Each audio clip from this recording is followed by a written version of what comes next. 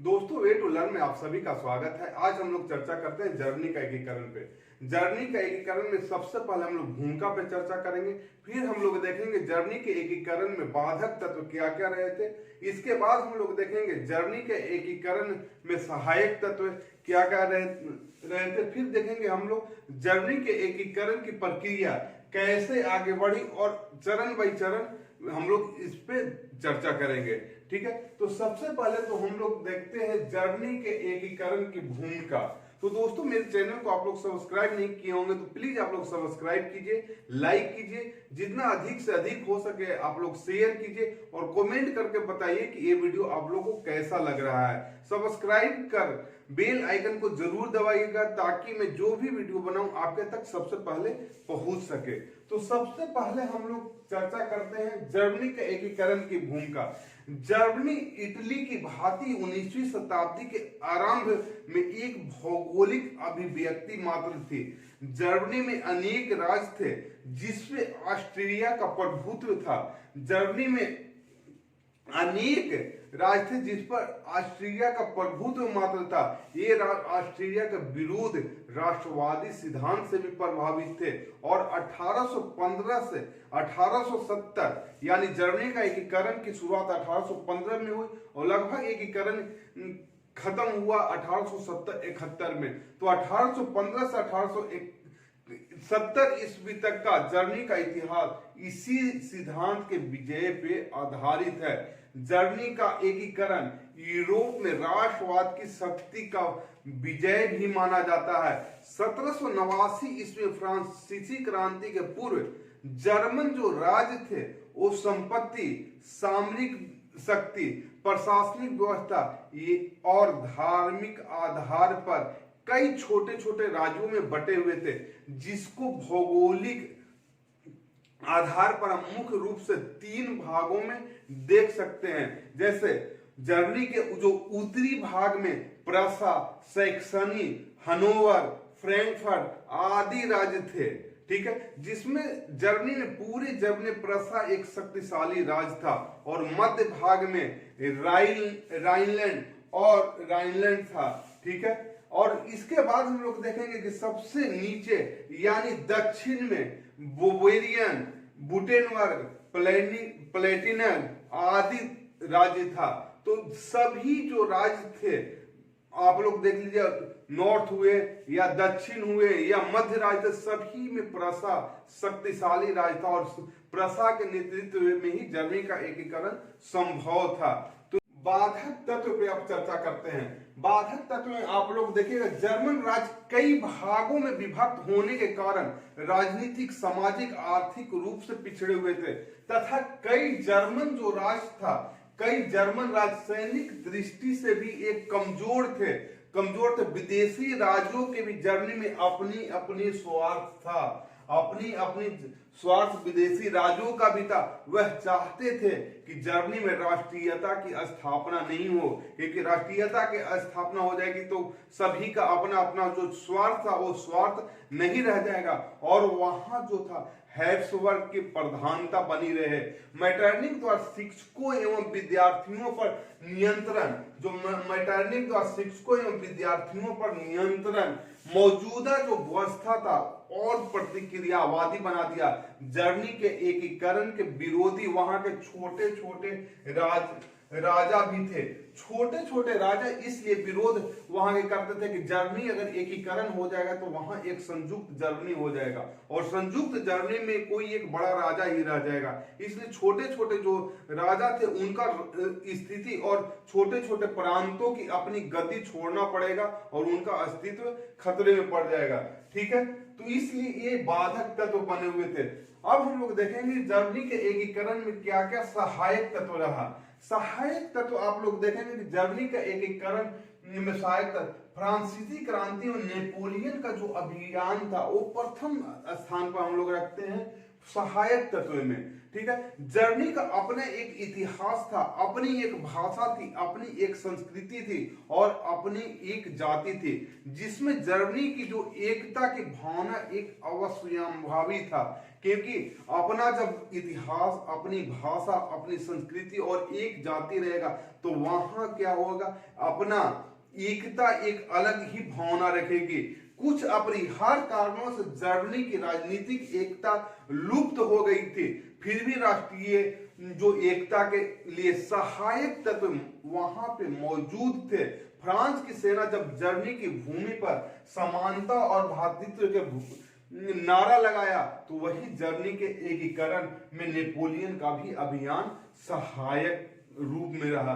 ठीक है, फ्रांस की सेना जब स्वतंत्रता और भ्रातृत्व के नारे के साथ आई तो जर्मन वासी ने उनका स्वागत किया और नेपोलियन ने ऑस्ट्रिया के सम्राट को ऑस्ट्रिया के युद्ध में बुरी तरह पराजित कर प्रेस वर्ग की संधि करने के लिए बाध्य किया। ठीक है, जिससे ऑस्ट्रिया का वर्चस्व जर्मनी पर से एक तरह से समाप्त होते चला गया, जिससे ऑस्ट्रेलिया का वर्चस्व जर्मनी पर से समाप्त होने के कारण वहां के लोगों में एक तरह से एकता की भावना जागी और राष्ट्र प्रेम की भावना जागी। वहां नेपोलियन का प्रभुत्व बढ़ा। 1806 ईस्वी में नेपोलियन ने राइन परिसंघ का गठन किया।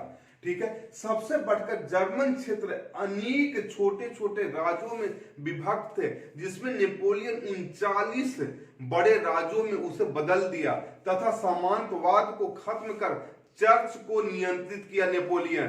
साथ ही इसने नेपोलियन कोड भी लागू किया। यह पहला अवसर था जब पूरे जर्मन में एक कानून लागू हुआ। तो नेपोलियन कोड का लागू होने से पूरा जर्मन में एक ही कानून लागू हुआ। इस घटना से एकता की भावना का प्रसार हुआ। नेपोलियन ने भी अनजाने में ही वहां एकता की भावना पैदा कर दिया। ठीक है, इस प्रकार प्राचीन व्यवस्था पर नेपोलियन द्वारा प्रहार कर वहां के लोगों में राष्ट्र प्रेम और एकता की भावना जगा दिया गया। जर्मन अर्थव्यवस्था को इससे बहुत ज्यादा हानि होती थी। ठीक है, तो उद्योगों को भी क्षति पहुंचा था, जिस कारण इस भावना को प्रोत्साहित करने के लिए अब देखिए कि दार्शनिकों की भी भूमिका महत्वपूर्ण थी। ठीक है, अब हम लोग दार्शनिकों की भूमिका पे चर्चा करें।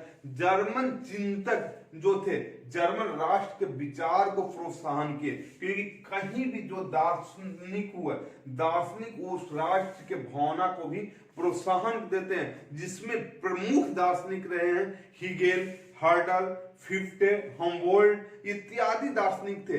हीगल सार्वभौमिक विचारधारा का सर्वोत्तम रूप राज्य को ही बतलाया है, अतः राज्य की सत्ता और स्थान सबसे ऊपर है। हीगल का अनुसार राज्य की सत्ता और स्थान सबसे ऊपर है। वही बिस्मार्क ने हीगल से ही प्रेरणा प्राप्त की थी, जबकि फिफ्टे ने जर्मनी के फ्रांस विरोधी राष्ट्रवाद की तर्क युक्ति के आधार पर स्थापित किया। ठीक है, तो इस तरह से हम लोग देखते हैं कि दार्शनिकों की भूमिका भी इंपॉर्टेंट रही। अब नेक्स्ट देखेंगे हम लोग औद्योगिक क्रांति की भूमिका। औद्योगिक क्रांति की भूमिका में भी हम लोग देखते हैं जोल्वेरियन की स्थापना। ठीक है, जोल्वेरियन की स्थापना चुंगी संघ के निर्माण से जर्मनी के एकीकरण के लिए एक आर्थिक आधार प्राप्त हुआ था।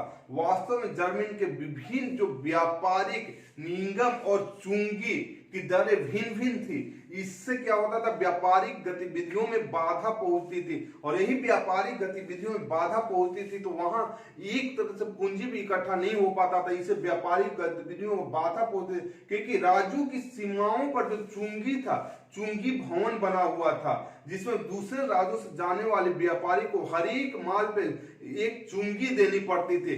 किंतु प्रशासन ने 1848 में अपने राज्य से अलग हुए 12 राज्यों के साथ एक व्यापारिक संधि कर चुंगी संघ स्थापित किया। इसी चुंगी संघ की स्थापना जो हुआ, जिसे जोल्वेरियन की स्थापना माना जाता है। ठीक है, नेक्स्ट देखेंगे औद्योगिक विकास। औद्योगिक विकास भी बहुत ज्यादा सहायक रहा जर्मनी के एकीकरण में। यह कहा जाता है कि रक्त और लौह नहीं बल्कि कोयला और लोहा ने जर्मनी के राजनीतिक एकता की भूमिका तैयार की।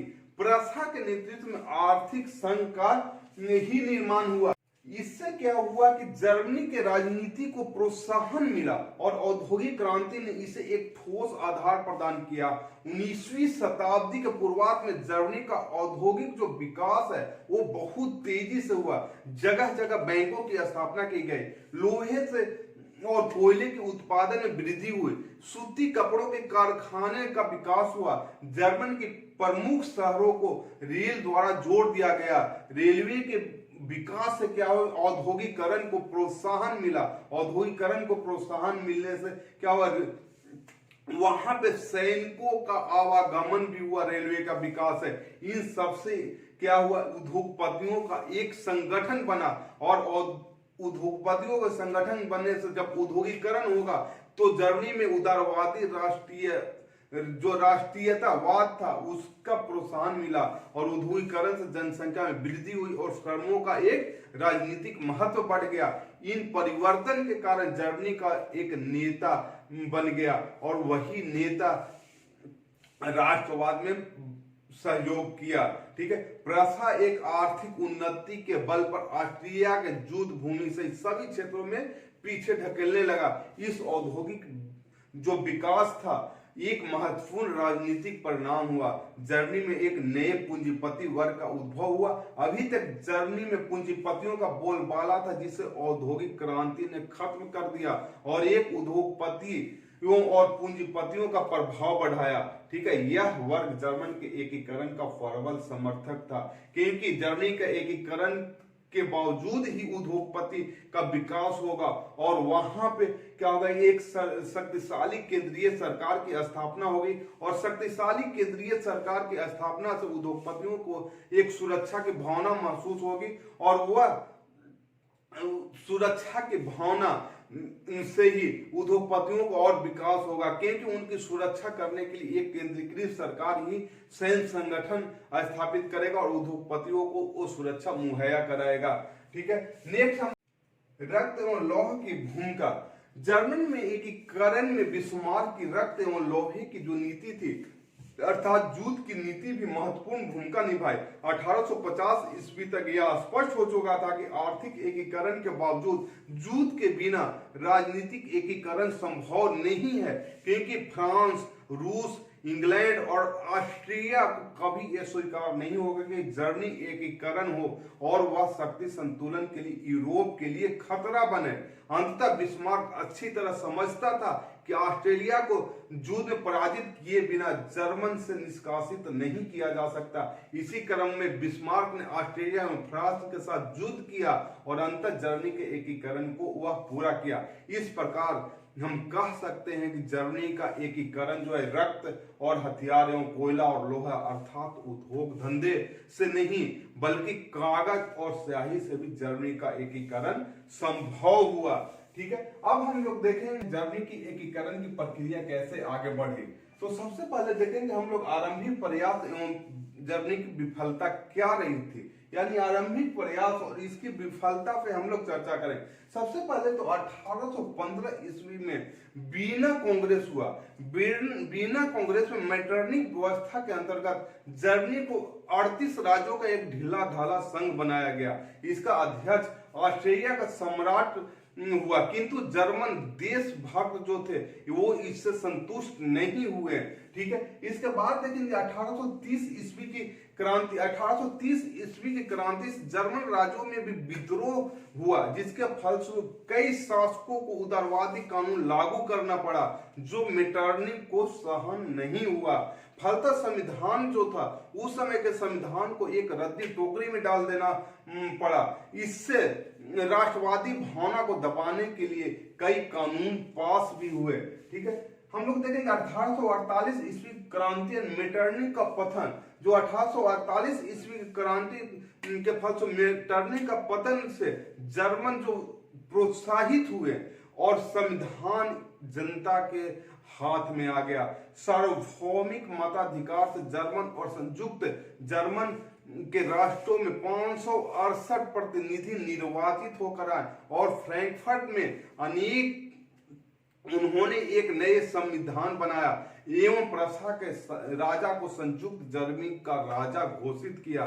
ठीक है, प्रजा का राजा जनता द्वारा दिया राजमुकुट नहीं चाहता था, अतः उसने संविधान को स्वीकार नहीं किया। जो प्रजा के राजा जो थे, जनता द्वारा दिया गया वो राजमुकुट नहीं चाहता था, इसलिए उसने स्वीकार नहीं किया। इसके बाद देखिएगा कि विलियम प्रथम एवं उनकी नीति। विलियम प्रथम 1861 ईस्वी प्रसा का सम्राट बना, किंतु यह प्रसा का सम्राट बना, यह क्या था? प्रसा का सम्राट 1861 ईस्वी में बना। यह सेना की शक्ति में विश्वास करता था, संवैधानिक शक्ति में विश्वास विलियम प्रथम नहीं करता था।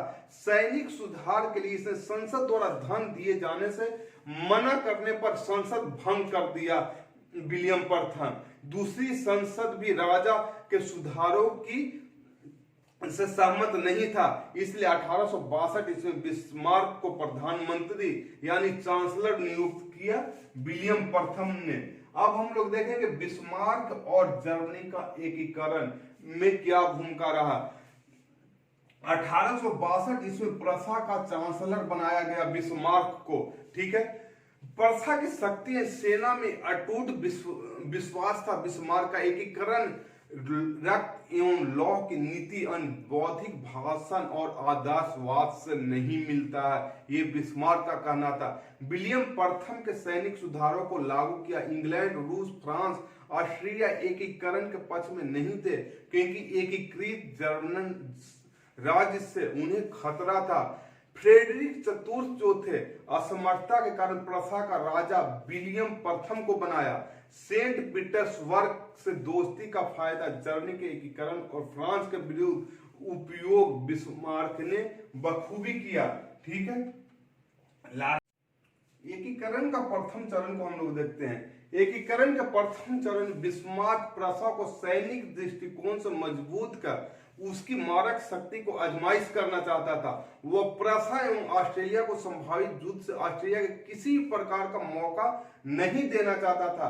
अपनी सेना की शक्ति की जांच करना चाहता था। वह इससे उसके कार्य में स्लेस्विक और होल्स्टीन के डचियों की समस्या काम आए।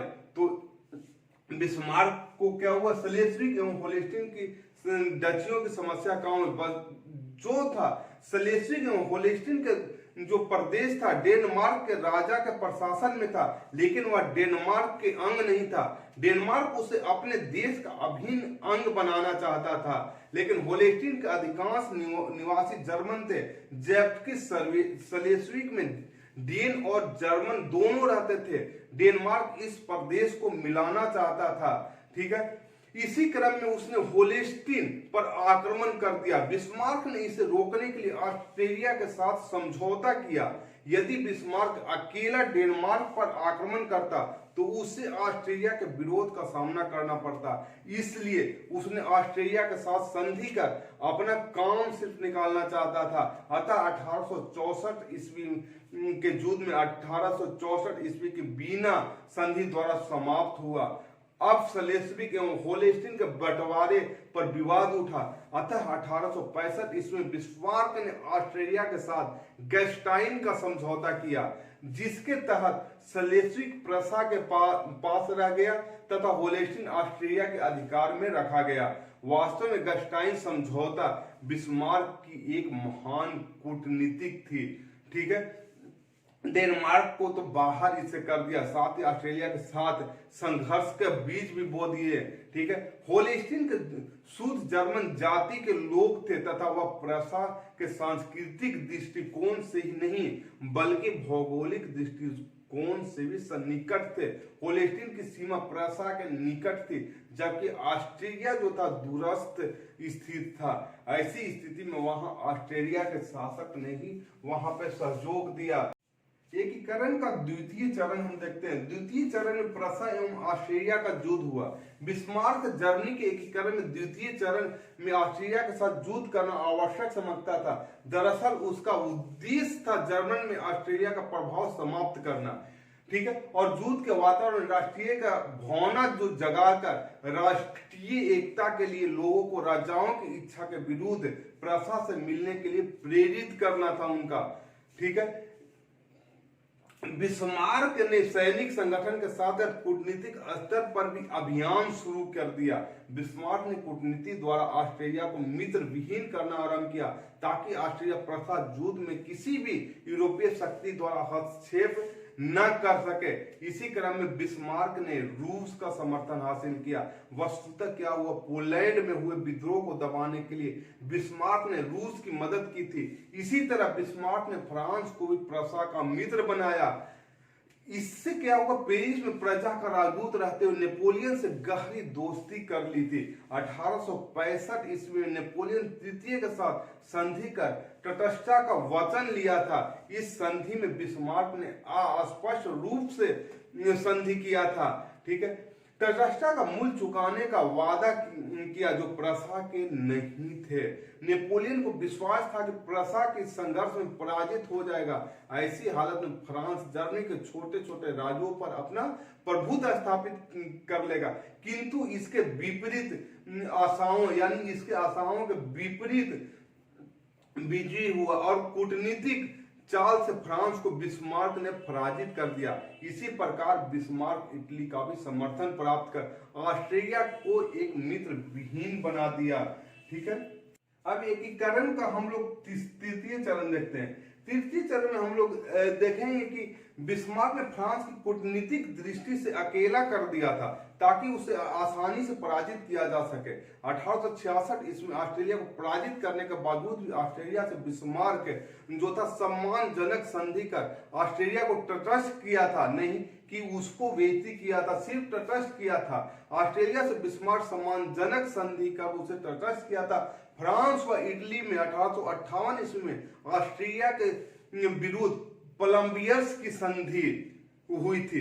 कोलंबियस की संधि हुई थी जिसमें फ्रांस ने इटली को बीच में ही छोड़कर ऑस्ट्रेलिया के साथ विला फ्रैंका की संधि कर ली थी, जिसके कारण इटली वेनेशिया प्राप्त नहीं कर सका था और इसे इटली में फ्रांस के प्रति रोष था।